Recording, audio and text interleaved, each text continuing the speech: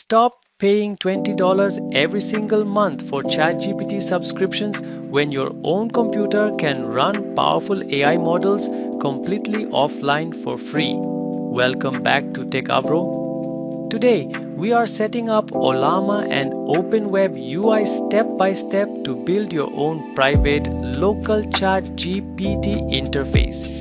Zero subscriptions, total data privacy, and unlimited usage. Let's build your local AI powerhouse.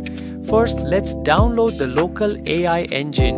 Open your web browser, navigate to ollama.com and click the big download button. Select Windows or Mac, run the downloaded installer file and click Install. Once installed, open your command prompt or terminal application, type Ollama run Llama 3.2 and hit enter.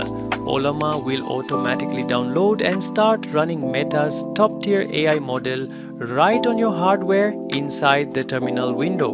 But using AI inside a terminal is boring. Let's give it a beautiful full-featured ChatGPT interface using OpenWeb UI.